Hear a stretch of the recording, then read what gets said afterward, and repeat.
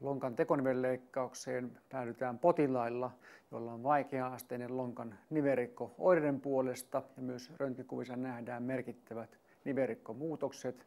Oirekuvan tulee olla riittävän pitkä, millään vähintään 6 kuukautta ja muu annettu hoito ei anna riittävää kivun lievitystä. Myös potilaan luonnollisesti iän ja peruskunnon pitää olla sellainen, että leikkaus pystytään turvallisesti suorittamaan. Minulla on esimerkkinä täällä erilaisia tekonivelvaihtoehtoja. Näitä löytyy useita eri malleja, materiaaleja. Kaikissaan perusidea on samanlainen toiminnaltaan, eli kyseessä on pallo ja kuppinivel. Myös erilaisia kiinnitysmekanismeja on tekonivelille. Tässä mallina on sementittömiä malleja, jossa ei käytetä varsinaista kiinnityssementtiä, vaan proteesi kiilautuu luuhun ja kiinnittyy siihen kiinni, mutta on myös sitten sementillisiä kiinnittyviä proteesimalleja.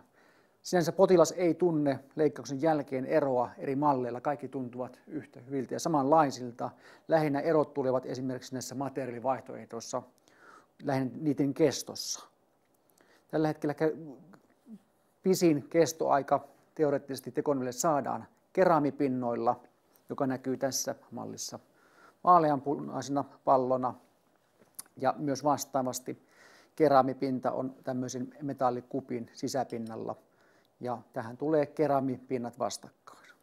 Käytetään myös keraamimuoviyhdistelmiä, ja erittäin hyvin toimiva yhdistelmä on myös metalli tällaisen nykyaikaisen muovin kanssa. Vanhempiin perinteisiin muoviin liittyy enempi kulmaongelmia ja jouduttiin näiden vuoksi uusista leikkauksiin, mutta nykyään uudet muovimateriaalit ovat parempia.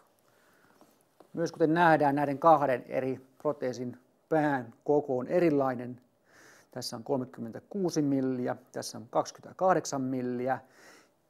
Isommalla pallokoolla, mikä tässä käytetään, päästään parempaan tukevuuteen ja lonkan sijoiltaan meno riski on hyvin vähäinen. 2000-luvun loppupuolella käytettiin myös metallipintoja sillä lailla, että proteesin pää oli metallia, mutta myös kupin vastinpinta on ollut metallia. Tämä proteesimalli kuluu vähän, mutta tämä metallihierre on aiheuttanut voimakkaita kudosreaktioita joillakin potilailla, ja tämän vuoksi käytännössä Suomessa näitä tekoniveliä ei enää käytetä. Leikkauksen pääpiirteiden kulku. Usein leikkaus tehdään potilaan ollessa puudutettuna, joskus käytetään nukutuksia. Potilas on kylkiasennossa. Puudutuksen lisäksi käytetään myös väsyttäviä lääkkeitä ja potilas sinänsä on omalla hengityksellä salissa, mutta usein torkkuu leikkauksen ajan eikä välttämättä muista kovinkaan paljon leikkauksesta. Potilas on leikkauksessa yleensä kylkiasennossa, leikattava puoli ylöspäin. Pääpiirtein mitä leikkauksessa tapahtuu: paljastetaan lonkkanivel. Näin. Lonkka käännetään sijoiltaan ja reisilun pää poistetaan sahalla kulunut osa. Tämän jälkeen valmistellaan lonkkamalja. Erikoisinstrumentteja käyttäen poistetaan vanha kulunut rusto sekä huonorakenteinen luu, minkä jälkeen sinne asetetaan kuppiosa, lonkan tekonivel, näin. Tämän jälkeen valmistellaan reisiosa. Instrumentilla tehdään tilaa luun sisälle, minkä jälkeen sinne viedään proteesin varsi. Näitä on eri kokoja, myös nuppia on eri kokoja. Pannaan proteesi paikoilleen.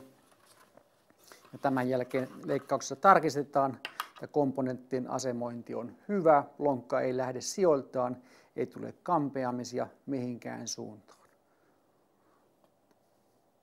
Tämän jälkeen, jos ollaan tyytyväisiä, usein mahdollisesti koesovitteet poistetaan, pannaan lopulliset komponentit ja tämän jälkeen leikkaushaava suljetaan ja potilas siirretään valvontaosastolle leikkauksen jälkeen.